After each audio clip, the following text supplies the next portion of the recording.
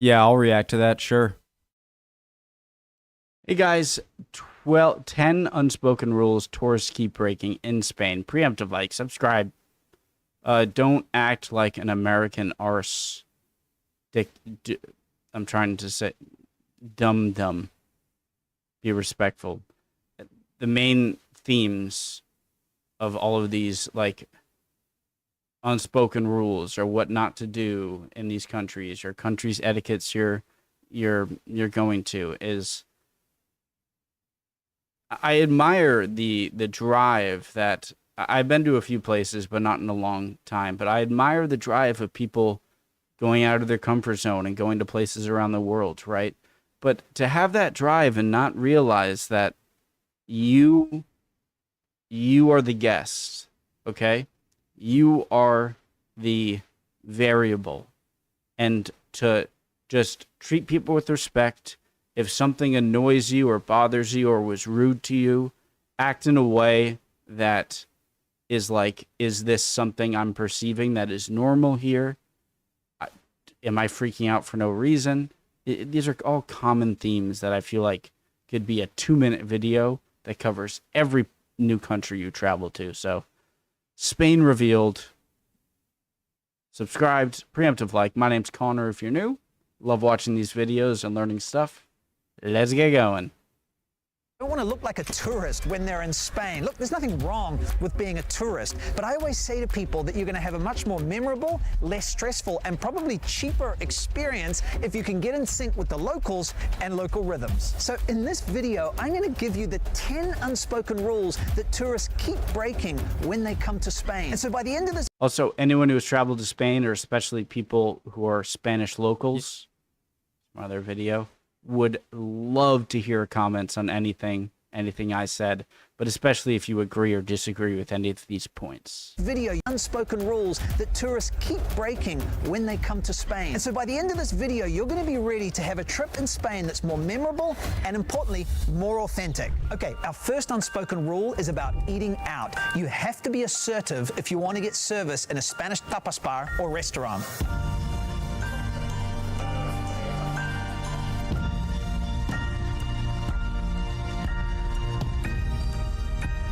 You know, in some cultures, people are used to the waitstaff being really attentive, you know, asking if they need another drink, a top-up, more food, or even kicking them out of the restaurant, you know, once they've paid their bill.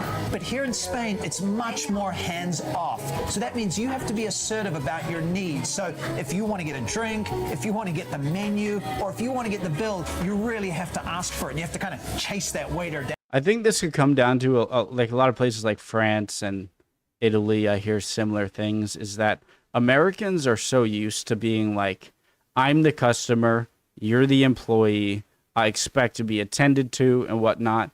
Where in these other countries, it's like, I'm a human being like you or anyone else who this is my job, and I expect you to treat me like I would treat you, right?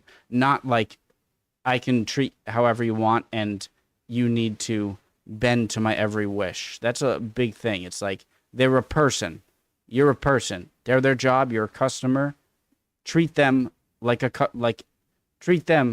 person, not someone who is obliged to serve you immediately. Down. ¿Me pones, por favor, un 00? ¿Y qué quieres, Carlos? Otra 00, ¿no? Dos. Finally, I have my photo on a wall in a Spanish restaurant or bar in Casa Tony. So whether you're standing at the bar or sitting, if you want to get the waiter's attention, just put your hand up, catch their eye, and say something like disculpe or perdona. And they might not come straight away, because often waiters in Spain have Pardon? something like disculpe. Disculpe. By the way, every other language needs to adopt the upside down and up, right side up exclamation and question marks, because it lets you know before you even read the word that it's a question or an exclamation. Love that. or perdona. And they might not come straight away because often waiters in Spain have a lot more tables to take care of than you might be used to back home. But, you know, if they forget or if they don't come in the next few minutes, just gently, perdona, disculpe. Just ask them again. Be polite, but be assertive. And remember, generally they're not going to bring the bill unless you ask for it and until you ask for it. You know, here they're not as focused on turning tables. So it's not like the minute you finish eating, they're going to put the bill down and kick you out. Okay, bien. Muchas gracias. One of my favorite dishes in all of Spain, boquerones en vinagre. Don't hate me. I'm not an olive fan. I'm not a picky eater, okay? Right after I say that. I love all foods. And I try an olive every single time. I'm going to stop talking. One of my favorite dishes in all of Spain, boquerones en vinagre. If you guys see me blinking a lot, my eyes are just kind of dry. It's like a vinegary slap across the face.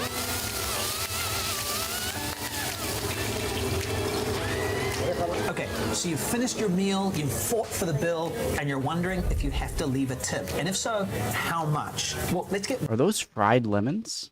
for the bill, and you're wondering if you have to leave a tip. And if so, how much? Well, let's get one thing clear. Waiters in Spain are paid, or should be paid, a living wage. So there's What? They pay people a living wage? no obligation ever to tip. It's up to the diner, at the diner's discretion, if the food and the service was good. ¿Los españoles dejan propina? Sí. No parece tan seguro. No, sí, sí. ¿Sí? ¿Sí? ¿Siempre o...? Siempre no. ¿No? Nunca es obligatorio. However, warning, I have seen reports of some restaurants in touristy parts of Spain that are putting suggested tips on the bill. Literally on the bill, it has a 0% tip if you want to leave 0%, and it has a sad face. And then next to a 10% suggested tip, it has a happy face. Now, that is not normal, and it means, effectively, you're in a tourist trap. El español sí que no. A tourist trap, yeah. I feel like they know that a lot of people who come from places that tipping is normal and you're in a very touristy spot, then they might give you a tip, and why not accept it? El porcentaje es el detalle. El detalle. Es el detalle. Sí. Como ¿El guiri? el guiri si es un porcentaje más. No sé Sí, ¿no? si un 10%. Yo siempre cuento. Vale. Hace sus cuentas. But you might be wondering, if you're paying with a credit card or debit card, can you leave a tip? If you haven't got change on you, can you add that tip onto your bill? And yes, you can. So say if the bill was, 48 euros, you might just say, charge me 50. And I'll charge 50 on your card, and ideally that extra 2 euros goes to the waiter. $2 tip on $48? And these days, you can ask for your food to take away, a doggy bag. Just say, me lo pones para llevar, por favor. I love pronouncing things, guys. Me lo pones para llevar, por favor? So I often hear people complain about bad customer service in Spain, and I get it. Customer service can be really bad here, particularly if you're dealing with a bank or bureaucracy or some shops. But here's the thing. Sometimes customer service in Spain that's actually good is misinterpreted as bad by people who don't understand the Spanish. I'm pausing a lot, guys. Fast forward. After being used to customer service in Spain, I found customers in the U.S. absolutely baffling, and it made my dining experience very, very uncomfortable. I know you guys expect slave-like devotion from your servers, but we do not. And maybe things that are considered good customer service in the U.S. are considered plain rude in Spain. For instance, getting you the bill right away. A waiter in Spain has to take their sweet time getting you the bill to show that they don't want to kick you out immediately. Again, you're in a new country. Why do Americans have this idea that their rules apply everywhere? Bureaucracy or some shops. But here's the thing. Sometimes customer service in Spain that's actually good is misinterpreted as bad by people who don't understand the Spanish culture. That happens in a busy place like this one. La Marroquina. There's always a million people in here. There's no time for pleases and thank yous or even smiles often, but it doesn't mean the service is bad. Hola, buenas. Una napolitana de crema. Smells amazing. Here in the Mallorquina, the focus for the waiters and the staff is on efficiency. They're trying to get through these crowds as quickly as possible. Don't expect them to be taking care of your feelings. They're just going to try and get through the crowds. Plus, in Spain and in Spanish, pleases and thank yous are often implied in how we say things and not stated explicitly. As a result, you get served faster, ideally, and your Napolitana de crema comes out hot. It doesn't have time to get cold, and that's really what you came here for. How do you say please in Spanish? Thank you is de nada, or por favor, gracias. So perfectly warm and delicious. Crispy. Carlos, ¿quieres?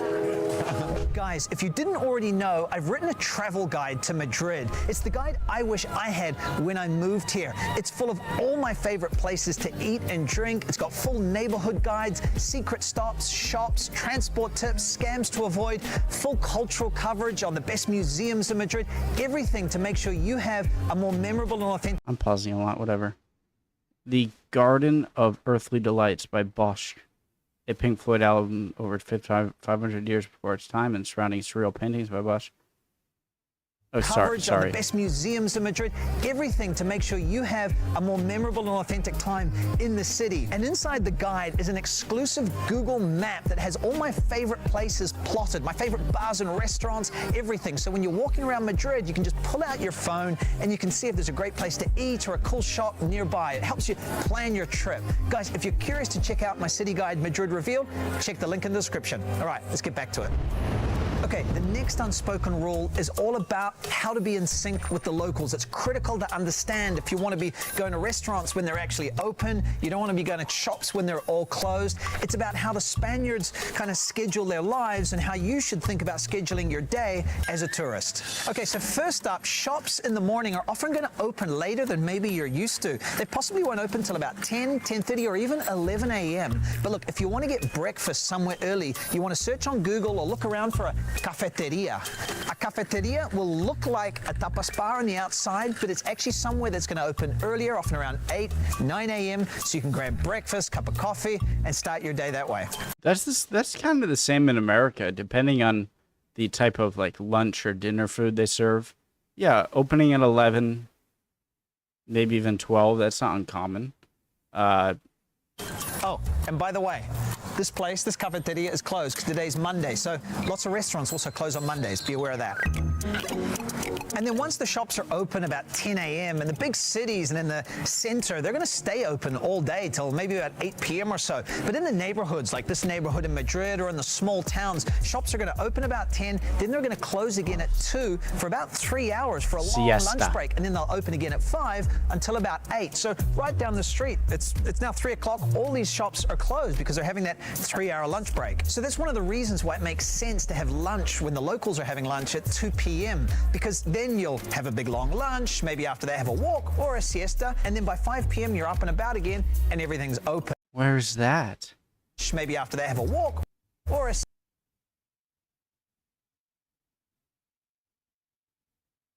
It must be the Mediterranean coast. I can't think of very large lakes in Spain. There aren't any. So I'm assuming that's the eastern Mediterranean coast. I would say maybe the Bay of Biscay, northern Spain, or maybe the western Atlantic coast. But I see an island there. Siesta, and then by 5 p.m. you're up and about again and everything's open. And if you're an early eater, really the earliest that the kitchens will open here is 1 p.m. and they'll usually serve food until about 4 p.m. And then when it comes to dinner, tapas bars and restaurants usually aren't going to open until about 8, 8:30, and they'll serve food right through till midnight. But beware, you might see on Google that some tapas bars say they're open all day from say midday till midnight, but it doesn't necessarily mean that the kitchen is open the entire time. The kitchen might only be open from 12 to 4 and 8 onwards. So you want to call them up and say, ¿A qué hora abre la cocina? What time does the kitchen open? Then you can make sure. ¿A qué hora abre? ¿A qué hora abre? Abre. Them up and say, ¿A qué hora abre la Abre. Cocina. ¿A qué hora abre?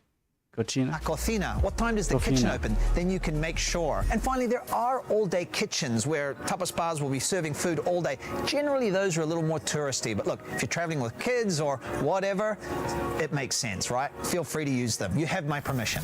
Okay, next up, let's tackle some unspoken transport rules that'll help you get around the cities that you're visiting.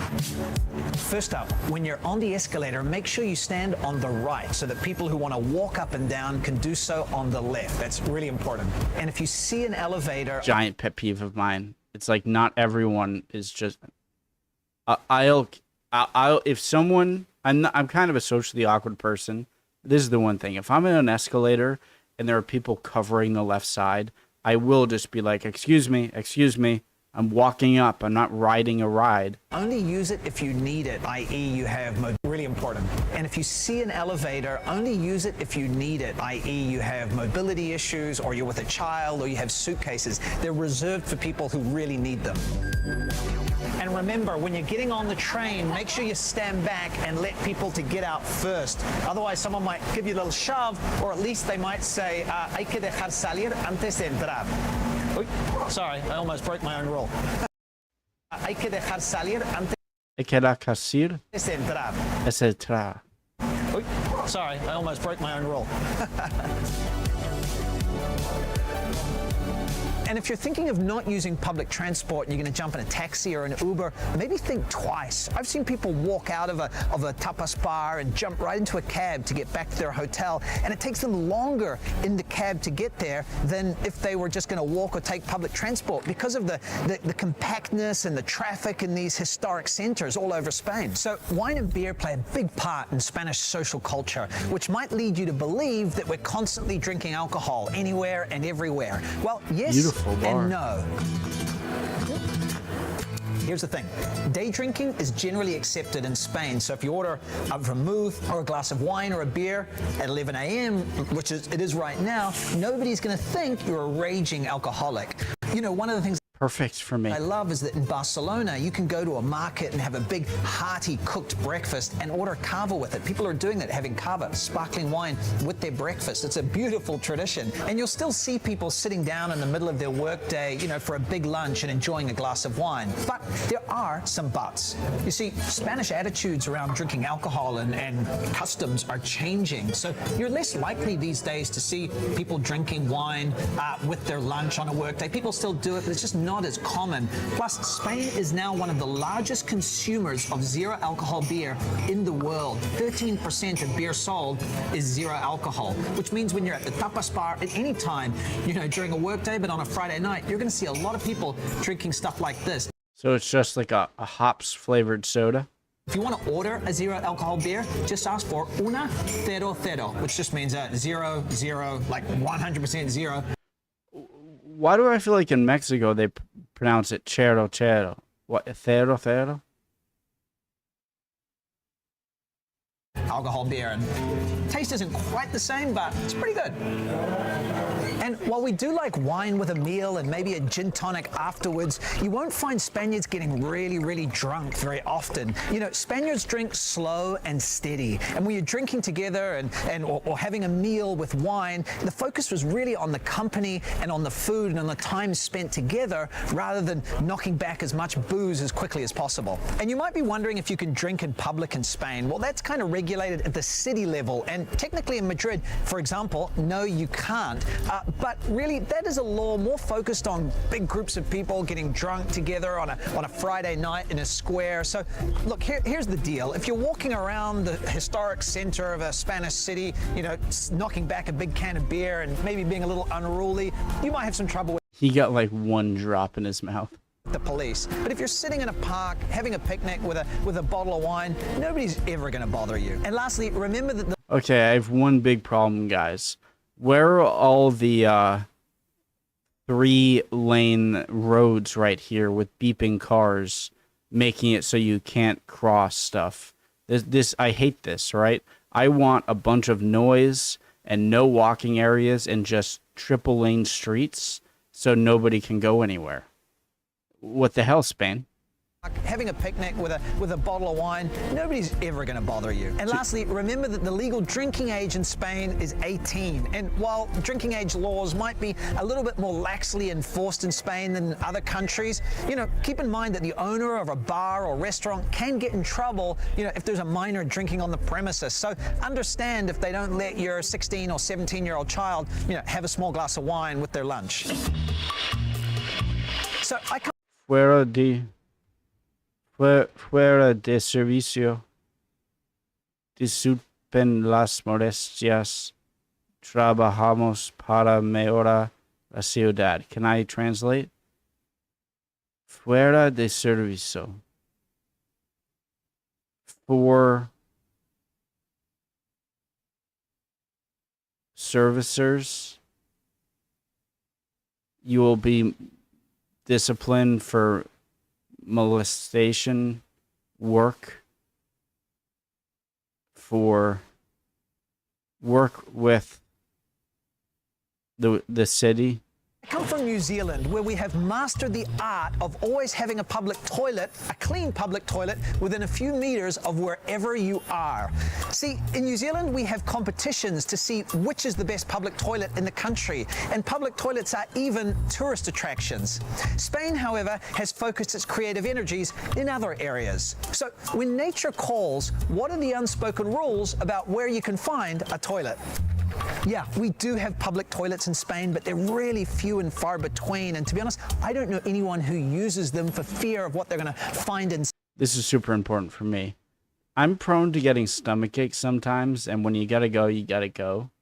And so this is important. And between, and to be honest, I don't know anyone who uses them for fear of what they're going to find inside. And I wanted to get in here and check it out, but this one's out of order. There is another one here in the historic center. We're going to go and check that one out because I do want to go in and see if it's up to my standards as a Kiwi. I thought the other public toilet in the Madrid center was in this square, but now I can't find it. Literally, this is, according to the map of public toilets in Madrid, this is a public toilet, but it no longer is. It once was. I'm sure there was a public toilet here. I feel like I'm going a little crazy, but really, that tells you, this experience tells you everything you need to know about the public toilet situation in Spain. What do the locals do when they need to go to the toilet if they're out and about here? Well, in short, you go into a bar, a tapas bar, or a restaurant, you order a cup of coffee, and you use the toilet. That's what we do. So I've recently started driving in Spain after getting my driver's license switched over to a Spanish It's on the left side of the car, thank God. one. And doing so has been an eye-opening and sometimes life-threatening experience. Are you ready for the ride of your life, Yoli? Not quite sure. Let's see. Get ready. Buckle up, baby. Okay, so first up, Spaniards never indicate. They just don't use the indicator. Hey, I indicate. That's true. Correction. The arm? Yoli is the only Spaniard who indicates when driving. None of the rest of them do. So you have to be hyper aware of lane changers constantly. The second one is roundabouts. Roundabouts in Spain are a total Wild West. People are weaving and changing lanes and coming out. Wait, you really don't use the blinker or indicator when transferring lanes? Seems a little dangerous. You from all directions. Combined with the fact that they don't indicate means that you have no idea what's happening. So all I would say is just be hyper aware of people coming at you from the left when you join a roundabout. And once you're in it, it's like a rushing rapid. Just go with the flow and who knows what's going to happen and get out of there as quick as you can. The third one is so complex, I don't even understand it myself. So I have to pull over so I can Beeper explain system? it to you.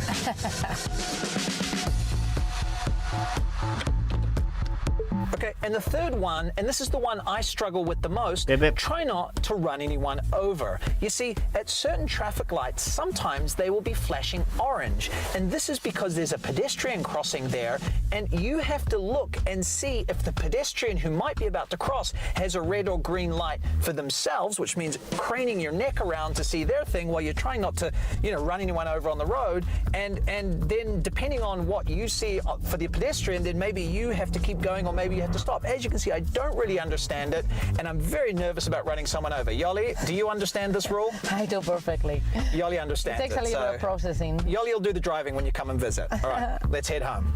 Obviously, it goes without saying that while you're on holiday, your neighbors in the apartment are living their lives. Guys, I know Britain is famous for having a lot of manual cars. Is that the same for France? So you want to keep noise to a minimum. And the things to keep in mind are when you're going up and down the stairs, with suitcases late at night or early in the morning, try not to make a lot of noise. Often people's living rooms are right on the other side of that front door, just as it is actually in my apartment here in Madrid. 2, remember that walls are often very thin between apartments in Spain, so your neighbors may be able to hear everything you're doing. Oh, Americans are used to that. And 3, the other thing is that although we don't really have siestas so much anymore, it's not that common, it's generally considered still that on the weekends from, say, 4 to 7 p.m., that's kind of a quiet time where people are resting, particularly older people maybe. I thought that was an everyday thing. Before the evening kicks off. So keep noise to a minimum during those times. And a pet peeve of mine is how many Airbnb owners don't give tourists enough information about how to properly dispose of their trash. So each city in Spain handles separating out recycling a little bit differently. But at its most basic, you're going to want to separate out plastics, paper, glass, and just general trash. So there should ideally be a separate bin in the apartment. Yeah, they have symbols. It should be easy. For each one. So if the owner hasn't given you information about how to do that, make sure you ask them. So this one. What is to ask? They have Each one. So if general trash.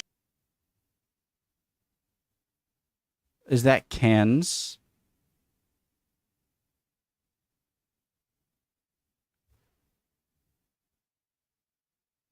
Oh, I can't zoom in. So there should. Well, hold on.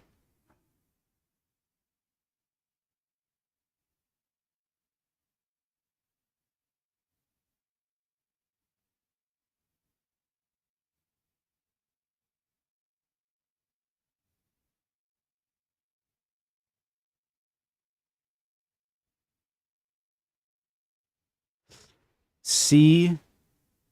Apples,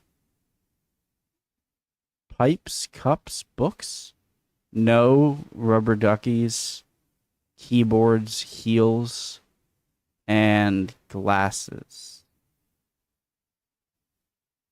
Trash. So there should ideally be a separate bin in the apartment for each one. So if the owner hasn't given you information about how to do that, make sure you ask them. So this one really took me by surprise when I moved to Spain. See, Spaniards are very comfortable holding your gaze for what might feel like to you a slightly uncomfortable amount of time. If you're walking down the street and somebody walks past you, they might lock your eyes for what feels like a few seconds too long. Or you're sitting on the metro. The same thing might happen if you lock eyes with someone. You see, Such beautiful streets. Spaniards are super comfortable in that situation, and I love it. But I stare back too sometimes, but Yoli tells me I stare for too long. So obviously, non-Spaniards can't do it. We can't get away. I just do this. Like if I make contact, like someone just today, I had no idea who they were. I was going out for an errand, and I was coming back towards my car from the store. Some random person I didn't know. We were like 5 feet away from each other. Just kind of look. He's like, "Hey, how's it going?" I'm like, "Good. How are you?" And I keep going. Or if I make eye contact, I just do like so I'm making eye contact with you. You're the person walking towards me. I'm walking towards you.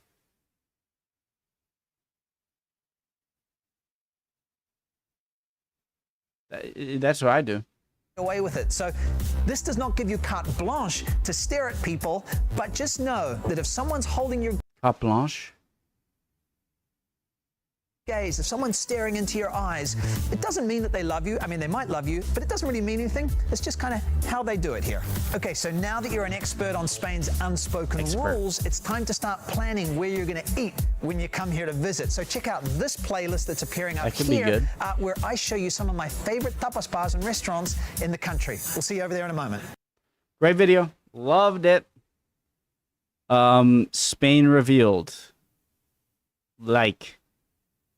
I loved it. I love these videos. Love y'all. Would appreciate any comments down below. Did I say something wrong? Call me out. Answering any of the questions I have. You guys are always awesome with that. Love you for that. Hopefully I'll see you guys next time. We'll keep on learning. Hi everyone from Spain or from wherever. Bye guys.